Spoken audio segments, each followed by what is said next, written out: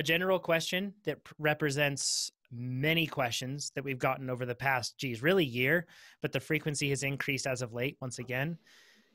The question really is, now that my events are officially canceled, like I'm probably not going to race for the rest of the year, should I peak or should I just go back to base and keep doing that? I feel like the top of mind thing for a lot of people, because they, were building up to something and then that something is gone. So I guess probably starting off, physiologically, either approach is sound. You can do either one. It's not like one is wrong. And clearly what we'll get to here is try to give you some information to decide which one is best. But then there are a couple of things to think of with this. It's really, how do you want to address the remainder of the season? Because in one respect, you've kind of like school's out for summer, right? In the sense that like you get to pick what you want to do now, which is really cool. And there's also a lot of time left in the year. At the time of recording this, the end of July, you have 5 months of the year left. So you have a lot that you can do with this year. So it's certainly not over yet. So with all of that in mind, Chad, we can probably jump in with some thoughts that you penned down here, and then we can just riff on this thing. Yeah, this can kind of go two ways, I think, from the coaching perspective, and that you can see it. I see it as a coach as kind of a dream come true. It's an opportunity to take your riders and have them just train, just pursue increases in fitness. Just, raise that FTP, raise that 5-minute power, raise whatever, more time on the bike, but more really high quality and concentrated time on the bike. On the other hand, coaches prep their riders to see them race and to see them perform well in races, but you got to recognize or pay due credit to the fact that racing creates a particular temptation that can really derail training progress.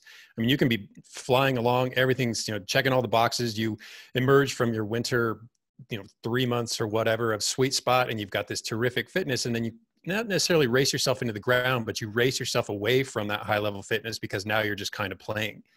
And too often, or maybe not too often, but very often, races are not what you need them to be in terms of conditioning. A lot of the times they're too easy. Maybe your motivation is low and you just hide in the field, or for whatever reason, the race just wasn't that hard, or they're too hard and they leave you smashed. And if you look at it from the perspective of, say, like an Ironman triathlete who has to carry fatigue for weeks after a long event like that before he or she can get back into training, just completely bypassing that. We have an employee here who just posted his highest FTP ever. And this is on the heels of an already big bump in his FTP. And it's because all he's doing right now is training. He's not diluting it with racing. Yeah. And I just want to add to that, with the racing, oftentimes you're traveling to get to a race. So anytime you're traveling to get to a race, you're losing 1 to 2, maybe more days to the stress of travel. Mm-hmm. Yeah. And sleep derailment and potentially, an altitude change. I mean, there's a lot of things that complicate the racing scenario. Mm-hmm. We were even talking about how John and I, like Tuesday nights. And so there is a small incentive to just mini taper for every Tuesday over and over and over to perform just slightly better. And you can do that for a whole summer, and all of a sudden you've tapered out your fitness because you took every Sunday easy and Monday light, and then all of a sudden you've missed out on like 10 training days. And so and think about how that sequence can progress. I mean, if in our neck of the woods, and I think this is probably common across the country, you have a Tuesday night criterium, and then maybe you have a Thursday night mountain bike, and then you have a Saturday night drop ride. And if all you're doing is rolling from one of those to the next, each one of those needs to be very much in line with your training, or exactly what Pete describes. You're just going to race and rest. And that can work for a little while, but it's not as effective as just focusing on your training. I think that the temptation that we have too with that, Pete, is that here's the hard thing with racing. It's easy to start to push a C race into B race territory, but still call it a C race, right? That's true too.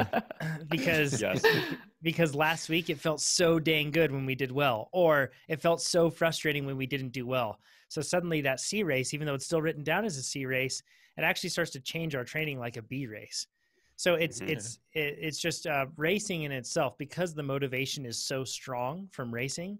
Many times it causes us to lose perspective on what we're really going for with it. So it's in one respect, like, the dedication and sticking to your training, this is a really unique opportunity. And it's, in terms of when you look at that, this is actually a special year that maybe we'll continue to get these years. I don't know. None of us really know what's going on with this whole thing.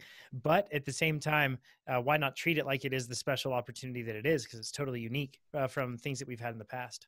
Yeah, that's kind of in line with something I read the other day that pointed out motivation and dedication don't need to be, they're not the same thing. You can maintain dedication without motivation. So if your race disappears, you can still remain dedicated to your training. And in our case, or at least in my case, and this probably applies to all of us who are doing Cape Epic, it's a big maybe. We don't know if we're going to be able to travel. And I've already decided, regardless of when we find out we can or cannot, I'm training to be fit in mid-March. And then mid-March, regardless of whether or not this race happens, even if we find out 2 months in advance it's not going to, I'm going to continue that trajectory. I've got my training plan all laid out, and then I'll figure out where to steer that fitness, how I'm going to use it next. But I can't waffle and say, I'm going to train up until this point and see if the race is still on track. And then I'm going to train past that point and again, see if it's still on track. I'm just going to assume it's going to happen. And if it's not, I'm just going to be really fit in the middle of March. It's kind of funny, like in one respect, for a lot of folks that have had a race that was canceled in March, a race that was canceled in May, another one that was canceled in July, they've had this carrot that was sitting there right in front of them, serving as motivation, and it kept getting like scooted out.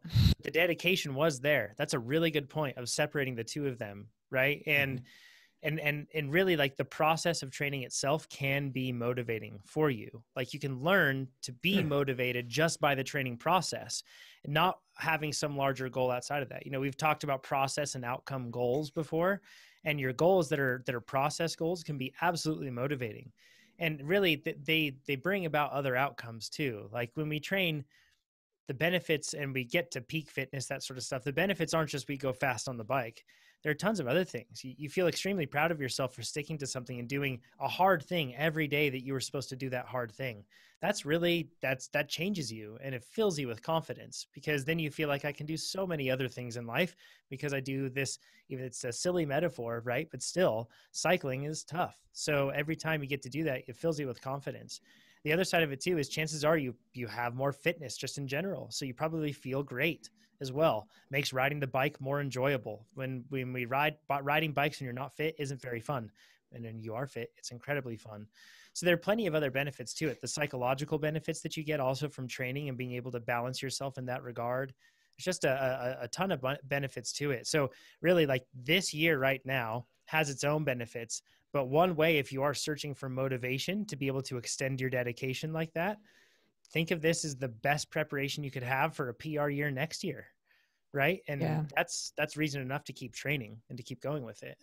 Definitely. And I think that your comment about process goals is really important too, because it's absolutely true that your motivation, the source of your motivation, can change from day to day and even hour to hour. And so what is motivating the dedication might be different. It might not be the race anymore, but it could still be something else. And that's what I love about process goals is every single day, your process goal can be something different. So the source of motivation, the type of motivation can change, but it's still fueling the same dedication.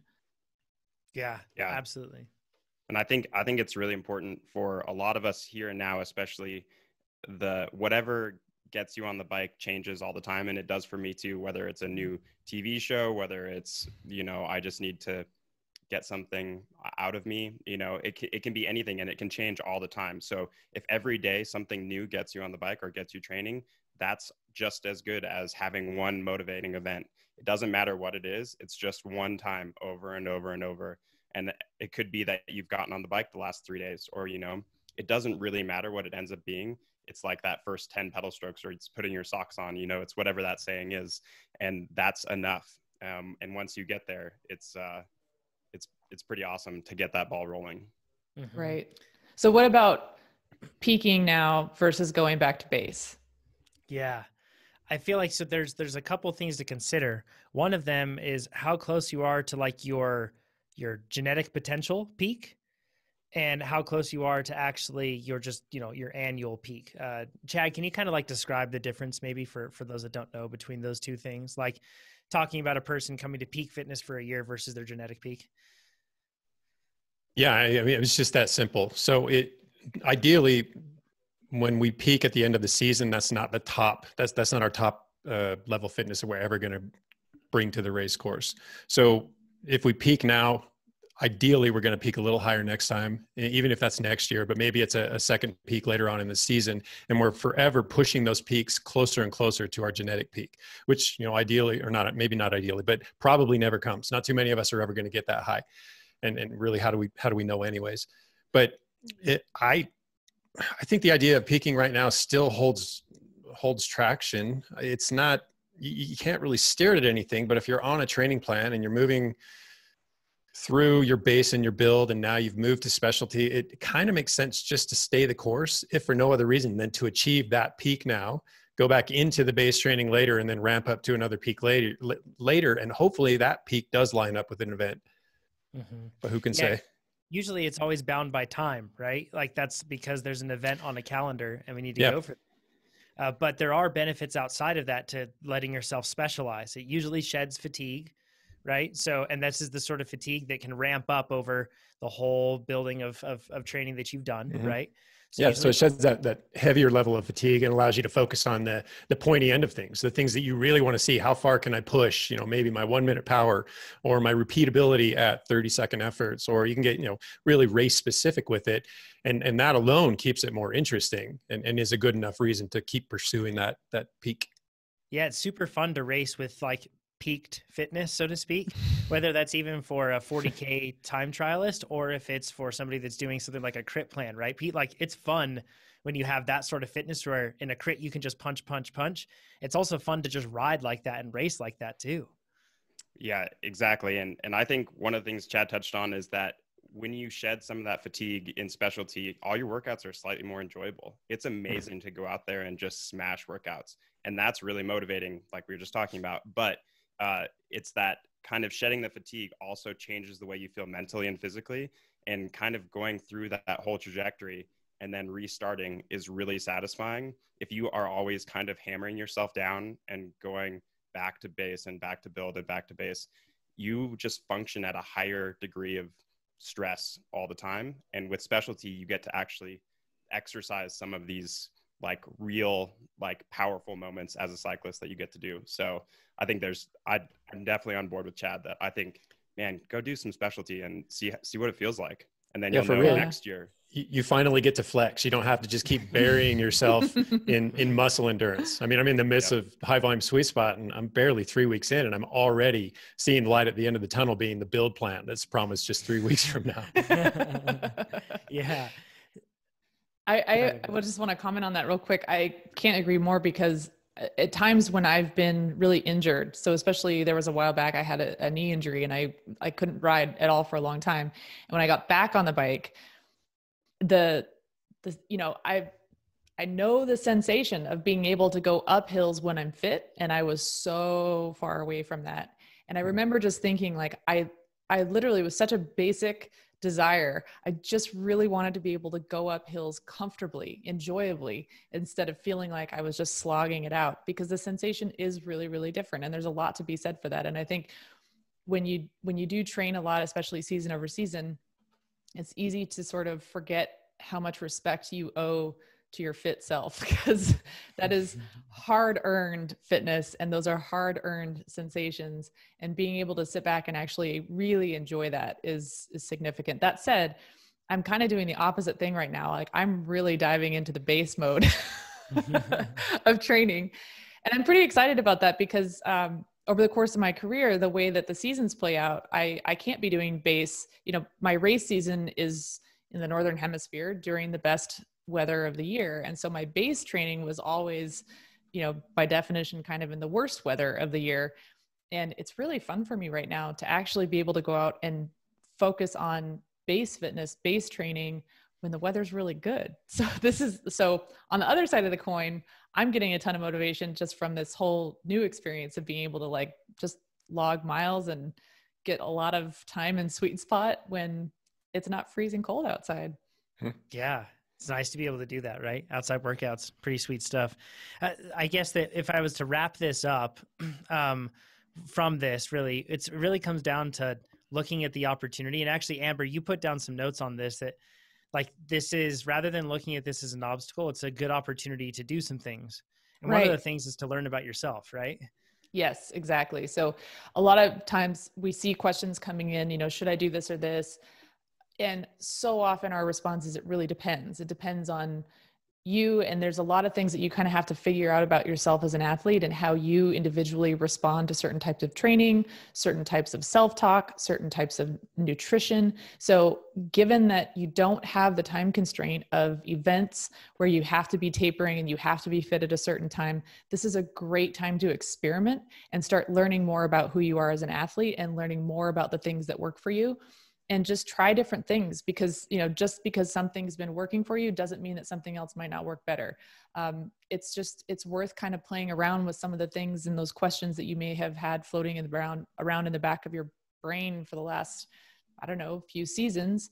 Now's the time. Why not? If it doesn't work out, it doesn't work out. It doesn't mean that you've thrown away a race. You've just learned something really, really valuable for next year. Yeah. What you have right now is an unprecedented opportunity for consistency that you just don't have otherwise, because you can just nail all your workouts. There's no traveling. There's no anything like that. So you can really take advantage of that and do have, like you said, learn a lot about yourself, bring yourself to peak fitness if you want. So to recap with this, you can do base build specialty. And that's personally what I'm doing. I'm still building up and specializing, and then I'll let myself drop down from that after that, and I'll reset back into base and go through the whole thing. But if you do want to just reset and go back to base right now because you feel like you want to refocus on that fitness, make it more robust and build up to a higher peak eventually, you can totally do that too. Either way, in my mind, it really comes down to the motivation of what's going to keep you training. Because that's the important thing is, I know it sounds like, of course, us TrainerRoad would be saying, keep training and don't stop, but really, yeah, like don't stop with it. Training should be a healthy thing and a thing that you feel balances you and keeps you centered and helps you feel progress in life, and also increases your fitness. And if you want to continue to see that, you can keep training. That doesn't mean that you have to continue doing what you're currently doing. Change it up. Try something new, like Amber said. Find something that motivates you, like Pete said. But within that, keep training.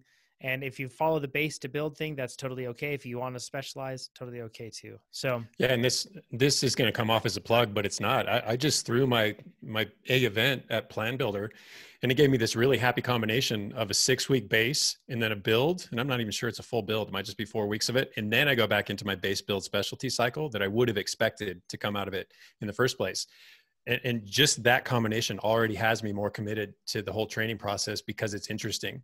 I'm not just, I'm by this point, I'm a little, not jaded exactly, but I've gone through my fair share of base build specialty cycles, and doing another one seemed a bit rote. And now it's this nice variation of all these things that I'm actually really enjoying Sweet Spot for the first time in a heck of a long time. And I expect that I'm going to enjoy the components of build before I return to Sweet Spot, and probably enjoy it the second time through. Yeah, it's awesome. Chad's over here, just I heart Sweet Spot. That's it. For the moment. It's kind of fading. Today was tough.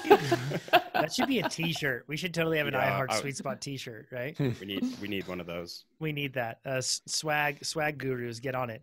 Let's make that happen. Hey, I'm Jonathan. And I'm Pete. And if you like this video, you should subscribe to our channel. There's a lot more where that came from. And you can give us a thumbs up on this video down below. If there was something you didn't like, give us a thumbs down and tell us what we could do better in the comments below. If you want to get answers to your coaching questions, you can check out the videos over here. And if you want to see more race analysis videos, check them out right here. And if you want to become a faster cyclist, you should head over to TrainerRoad.com. It works. It's how Pete's so fast. Well, sort of fast.